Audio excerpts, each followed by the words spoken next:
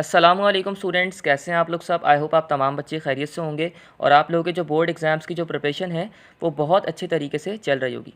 Students, आज का जो हमारा लेक्चर है, आज के इस लेक्चर में हम लोग DJ Sindh government science college Karachi का जो प्रीलियम पेपर है फ़िज़िक्स का पार्ट 1 का, उसको हम सॉल्व करेंगे और उसमें जो भी एमसीक्यूज़ आए हैं उसको हम देखेंगे कि भाई किस तरीके के एमसीक्यूज़ पूछे गए हैं और अगर हमसे ये पेपर में पूछ ले गए तो हम जो है वो किस तरीके से मार्क कर कर आएंगे भाई। सही है भाई। स्टूडेंट्स, आप लोगों को पता होना चाहिए कि जो एमसीक्यूज़ होते हैं वो बहुत इंपॉर्टेंट होते हैं आपके नंबर्स को बढ़ाने में, क्योंकि देखें 17 एमसीक्यूज़ आपके पास आ रहे हैं। अगर आपने कोई भी एमसीक्यू रॉन्ग कर दी तो आपका एक नंबर चला गया। इसी तरीके से बहुत सारे बच्चे एमसीक्यूज़ की प्रिपरेशन नहीं करके चाहते, वो कहते हैं भाई हम लोग जो है वो आगे पीछे से पूछ लेंगे और एमसीक्यूज़ इजीली जो है ना वो कर आ जाएंगे।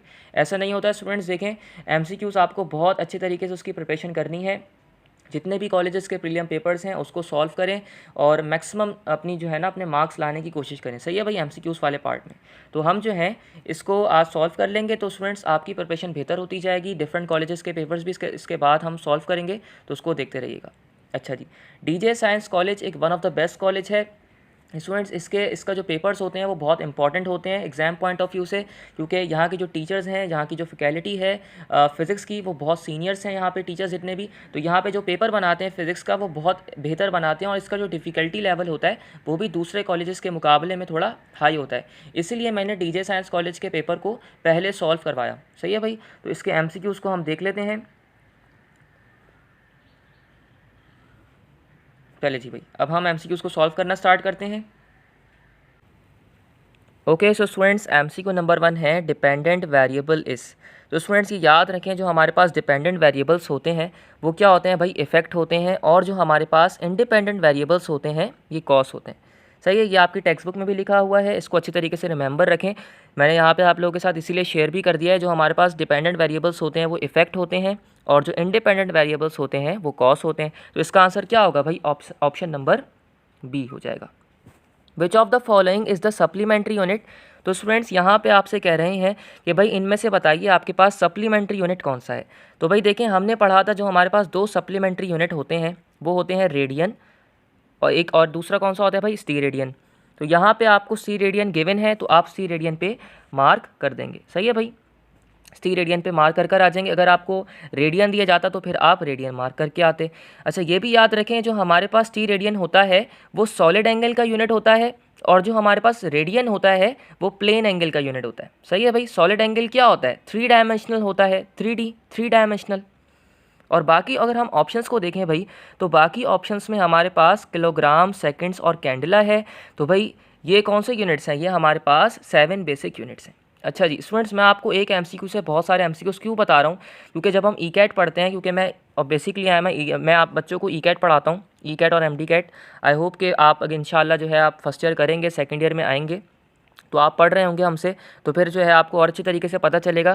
क्योंकि जो बच्चा फर्स्ट ईयर को अच्छी तरीके से पढ़ लेता है और जब वो सेकंड ईयर में आता है तो फिर उसको बहुत अच्छे तरीके से ना उसको एमसीक्यूज़ को सॉल्व करना होता है, क्योंकि यूनिवर्सिटीज़ के एंटी टेस्ट होते हैं उसमें आपसे एमसीक्यूज़ पूछे जाते हैं।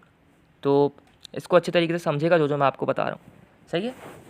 नेक्स्ट एमसीक्यू देखते हैं। The angle at which the dot product become equal to the magnitude of the cross product. वो कह रहे हैं कि एंगल बताइए, एक ऐसा एंगल बताइए जिसमें आपके पास जो मैग्नीट्यूड है डॉट प्रोडक्ट का, जो हमारे पास जो कि मैग्नीट्यूड है डॉट प्रोडक्ट का, वो बराबर हो जाए क्रॉस प्रोडक्ट के मैग्नीट्यूड के। किसके भाई, क्रॉस प्रोडक्ट के मैग्नीट्यूड के बराबर हो जाए। एंगल आपको वो बताना है। तो भाई एंगल क्या होगा, वो 45 डिग्री होगा। अच्छा, ये मैंने कैसे भाई डिटरमाइन कर लिया कि भाई मेरे पास एंगल 45 डिग्री होगा। भाई देखिए, मैंने ये सोचा कि मेरे पास डॉट प्रोडक्ट होता है, तो डॉट प्रोडक्ट का कभी भी जिक्र होगा मेरे पास तो डॉट प्रोडक्ट में मेरे पास आता है कॉस। सही है भाई। और क्रॉस प्रोडक्ट में मेरे पास आता है साइन। तो साइन और कॉस किस एंगल पे बराबर होते हैं, किस एंगल पे बराबर होते हैं, तो वो एंगल होता है मेरे पास 45 डिग्री का। सही है भाई। कैलकुलेटर में डाल के देख लीजिएगा, वहाँ पे भी आपको पता चल जाएगा। और वैसे आपको ये पता होना चाहिए कि ये बहुत ही बेसिक सी बात है, अभी आप लोगों को कैलकुलेटर यूज़ करना आना चाहिए। आप लोग फर्स्ट ईयर के स्टूडेंट्स हैं, सेकंड ईयर में जाने वाले हैं। सही है भाई। तो कॉस और साइन 45 डिग्री पे बराबर होते हैं। तो वो बेसिकली आपसे यही कह रहा है कि आप बताइए किस एंगल पे ये दोनों बराबर हो जाएंगे। तो जब एंगल सेम हो जाएगा तो दोनों आपस में बराबर आ जाएंगे, ए बी के। प्रूफ भी करके देख लीजिएगा। For the same kinetic energy the momentum is maximum for. तो स्टूडेंट्स बताइए कि आपके पास इसमें से काइनेटिक एनर्जी सेम है, वो कह रहे हैं कि भाई मुझे ये बताइए कि मेरे पास जो मोमेंटम है वो मैक्सिमम कब होगा। तो मोमेंटम किसके लिए होगा भाई, वो अल्फ़ा पार्टिकल के लिए होगा, जिसका सबसे ज़्यादा मास होगा ना उसके लिए मोमेंटम क्या होगा भाई, मैक्सिमम होगा। चलें भाई सॉल्व करके देखते हैं।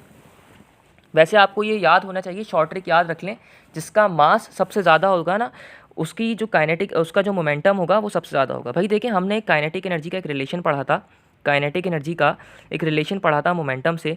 Kinetic energy will be always equal to the momentum का स्क्वायर अपॉन 2m। सही है भाई, इसके बराबर होता है। यहाँ पे क्या काम करेंगे हम, अगर उसने लिखा हुआ है यहाँ पे जो काइनेटिक एनर्जी है ना वो सेम है, क्या है भाई, काइनेटिक एनर्जी जो है वो, ये देखें वर्ड पढ़ें, same kinetic energy. Kinetic energy same है तो मैं इसको कांस्टेंट मान लेता हूँ के will be equal to momentum का स्क्वायर अपॉन 2m। सही है। अब मैं क्या काम करूँगा, मुझे निकालना है मोमेंटम, तो मैं एक रिलेशन बना लूँगा और रिलेशन बनाने के बाद मैं क्या काम करूँगा, मैंने ये काम किया कि मैंने के को तो एज अ कांस्टेंट मान लिया, तो मैंने इसको 1 करके साइड पे कर दिया, तो ये मेरे पास बन जाएगा 2m इक्वल टू मोमेंटम का स्क्वायर। सही है। फिर मैं क्या काम करूँगा, यहाँ पे अंडर रूट ले लूँगा और इस स्क्वायर को ख़त्म कर दूँगा, तो momentum will be equal to the under root 2m। सही है। अब यहाँ पे ये मास के डिपेंडेंट है, अब जिसका मास ज़्यादा होगा ना उसका वो आंसर होगा, तो यहाँ पे इसलिए मैंने जिसका सबसे ज़्यादा मास था वो मैंने मार्क कर दिया, विच इज़ ऑप्शन नंबर, क्या है भाई, option number D, alpha particle.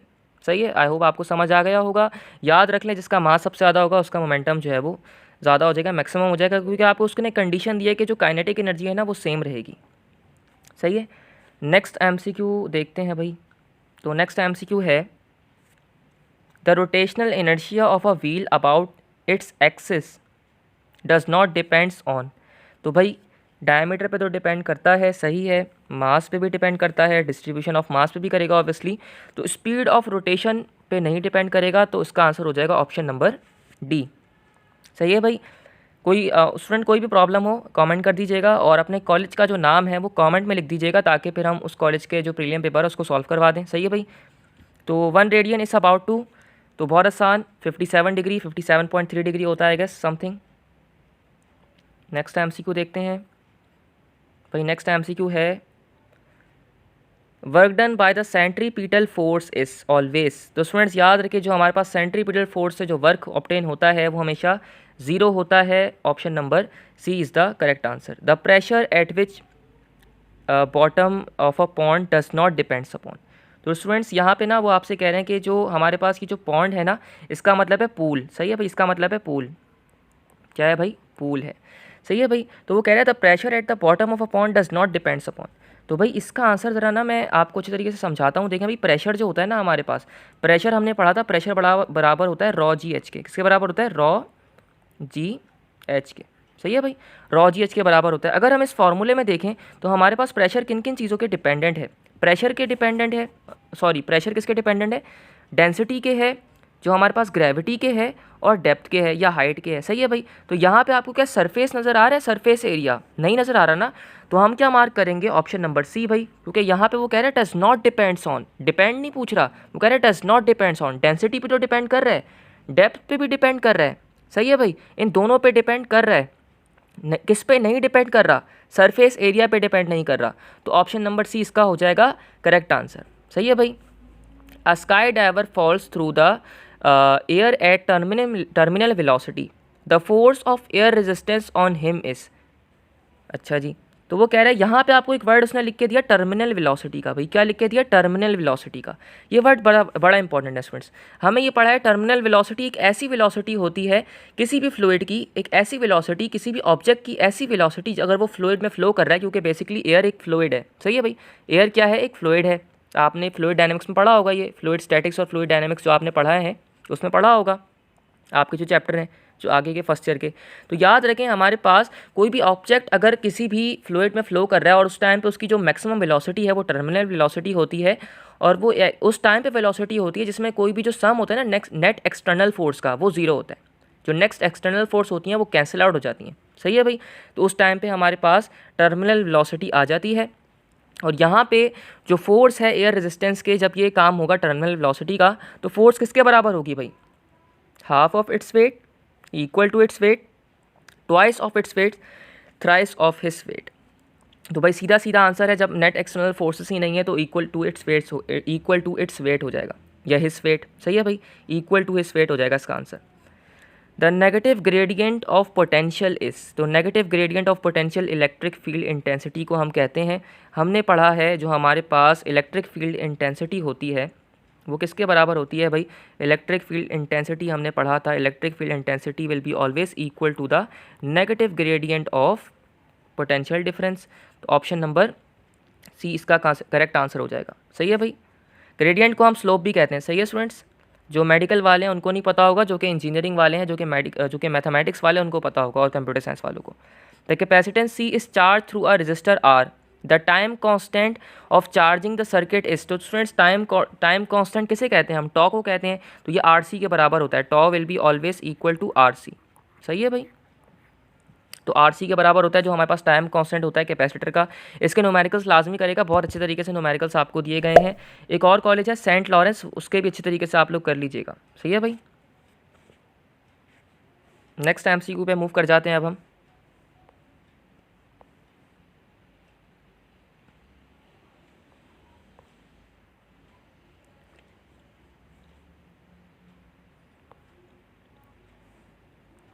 Okay so students, next MCQ है the resistance of a superconductor is, तो students resistance of a superconductor क्या होती है भाई, ज़ीरो होती है।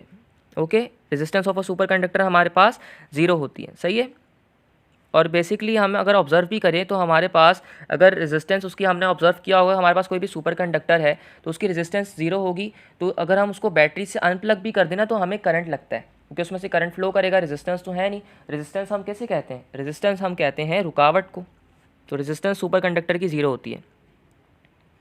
A child swinging on a swing is setting in a sitting position stands up, the time period of the swing will be, तो students वो कह रहा है कि एक चाइल्ड है, बड़ी अच्छी एमसीक्यू है वैसे ये, a child swinging on a setting position, वो कह रहा है आपके पास एक स्विंग है, और वो जो स्विंग है ना उसमें एक बच्चा बैठा हुआ है, और फिर वो जो है ना वो खड़ा हो गया, स्टैंड्स अप हो गया।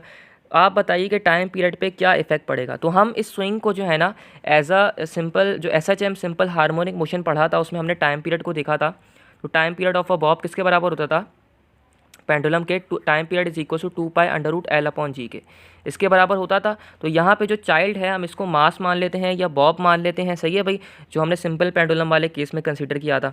अब जब ये बच्चा बैठा हुआ है ना इस पॉइंट पे, तो इस पॉइंट पे जो इसका सेंटर ऑफ ग्रेविटी का पॉइंट है वो ये रहा। सही है भाई, सेंटर ऑफ ग्रेविटी का जो पॉइंट है वो ये है। अब बच्चा वो कह रहा है स्टैंड हो गया, चाइल्ड खड़ा हो गया, तो उसका जो सेंटर ऑफ ग्रेविटी का जो पॉइंट है वो ये हो गया भाई, ये वाला पॉइंट हो गया। तो यहाँ पे सेंटर ऑफ ग्रेविटी को हम लेंथ से रिलेट करेंगे। अब हम क्या करेंगे भाई, यहाँ पे देखें, यहाँ पे लेंथ इसकी ज़्यादा थी, सेंटर ऑफ ग्रेविटी का पॉइंट यहाँ था, अब यहाँ पे चला गया, तो ऑब्वियसली जो इसकी लेंथ है वो क्या हो जाएगी, वो कम हो जाएगी। लेंथ क्या हो रही है, डिक्रीज हो रही है।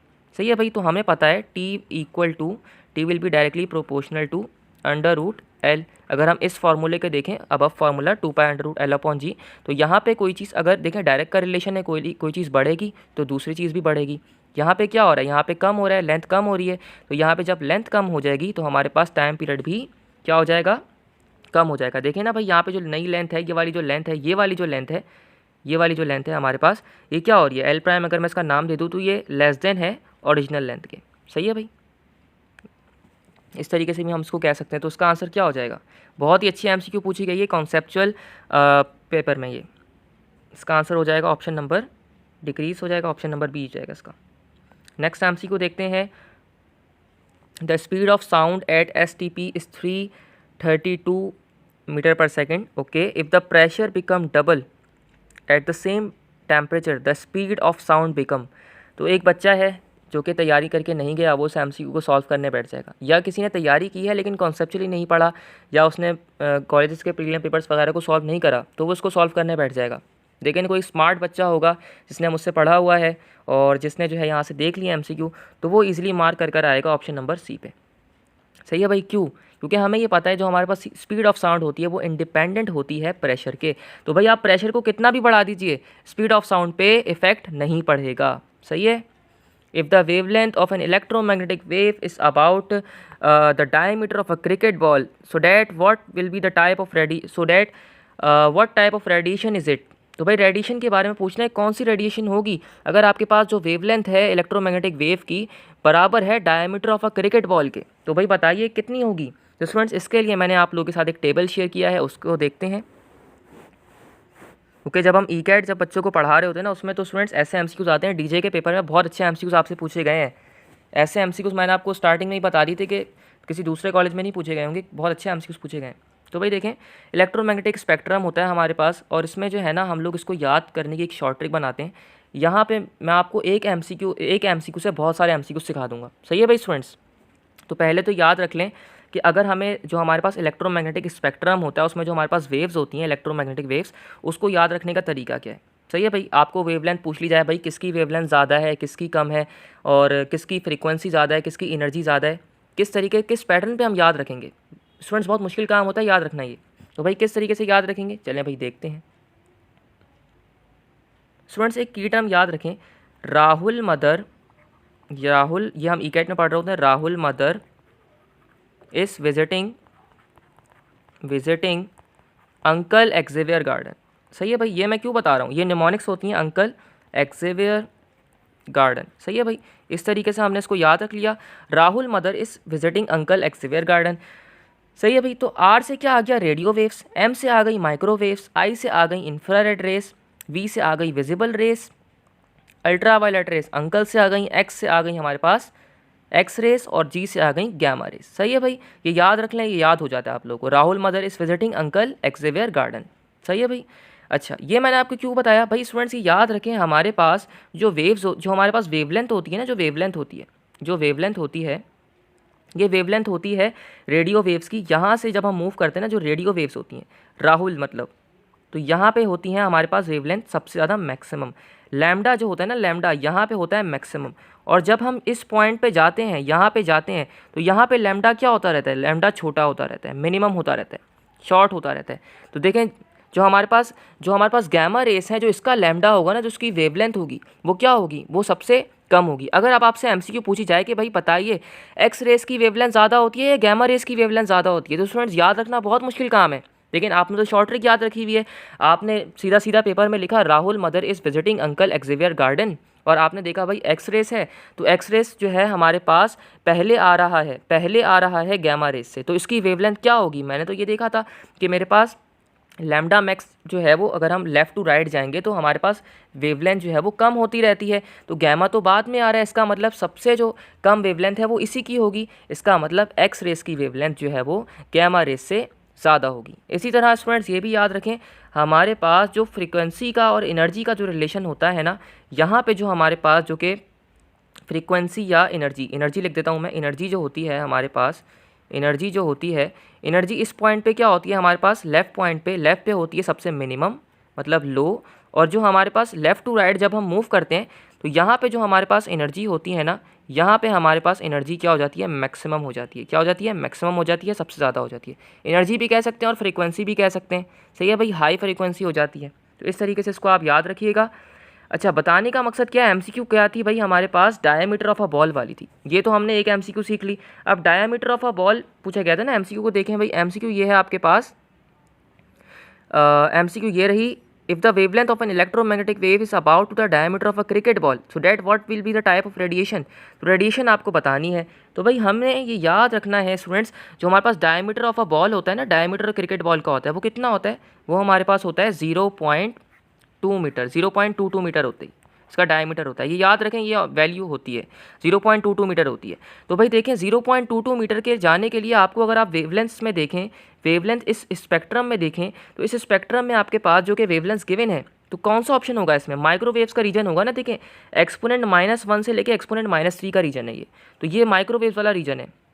तो क्या आप मार्क करेंगे भाई, देखें यहाँ पे आप मार्क करेंगे माइक्रोवेव्स। सही है भाई, क्योंकि यही रीजन है। देखें एक्सपोनेंट -1 से लेके एक्सपोनेंट -3 तक, तो इस रीजन में मेरे पास 0.22 आ जाएगा। तो मैं मार्क कर दूंगा यहाँ पर ऑप्शन नंबर, माइक्रोवेव्स है क्या, नहीं यहाँ पे भाई माइक्रोवेव्स तो गिवन ही नहीं है। तो यहाँ पे हम फिर क्या, जो हमारे पास ऑप्शन जो कि हम सीधा सीधा देखेंगे वो क्या मार्क कर रहे होंगे भाई, माइक्रोवेव्स तो यहाँ पे दिया नहीं है, वैसे माइक्रोवेव्स होना चाहिए था। अब क्या मार्क करेंगे भाई, यहाँ पे हम मार्क करेंगे जो कि मोस्ट प्रोबेबल आंसर होगा। तो रेडियो वेव्स है, रेडियो वेव्स की अगर वेवलेंथ देखें तो क्या है भाई, 1 मीटर से लेके (-1) तक है। तो हम फिर इस पर मार्क कर देंगे ऑप्शन नंबर डी को, जो कि रेडियो वेव्स है। सही है भाई, तो ऑप्शन नंबर डी को मार्क कर देते हैं, रेडियो वेव्स। सही है भाई। अगर वैसे माइक्रोवेव्स अगर आपको दिया जाएगा तो फिर आप उस पर मार्क करेंगे। In the young double slit experiment, when the distance between the slits and screen is double while separation of slit is halved, then what will be the fringe spacing। भाई फ्रिंज विड्थ बताइए। तो भाई हमें पढ़ा है कि जो हमारे पास यंग डबल स्लिट एक्सपेरिमेंट होता है उसमें क्या होता है भाई, हमारे पास अगर हमें फ्रिंज स्पेसिंग को निकालना है, अगर हमें डेल्टा एक्स को निकालना है तो हम ये यूज़ करते हैं लैम्डा एल अपॉन डी का फॉर्मूला। यहाँ पे वो आपसे कह रहा है कि if the okay distance between the slits and the screen is doubled, okay, and the separation of the slits is half. तो जो डिस्टेंस है, जो स्क्रीन का जो डिस्टेंस है जिसको हम एल कहते हैं, वो कह रहा है ये 2 टाइम्स हो गया। सही है भाई, ये 2 टाइम्स कर दिया हमने, और जो डिस्टेंस है वो कितना कर दिया, हाफ कर दिया।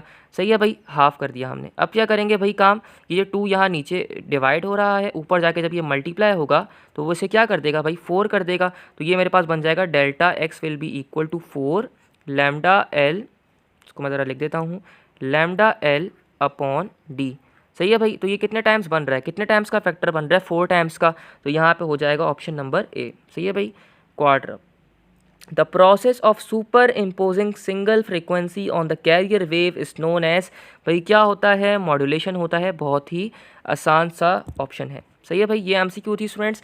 ये हमारे पास डीजे कॉलेज के पेपर में एमसीक्यूज आए हुए थे। स्टूडेंट्स अगर आप जिस भी कॉलेज से हैं उस कॉलेज के एमसीक्यूज को लाजमी शेयर करें ताकि हम आपके कॉलेज के जो एमसीक्यूज हैं उसको भी सॉल्व कर सकें भाई। सही है।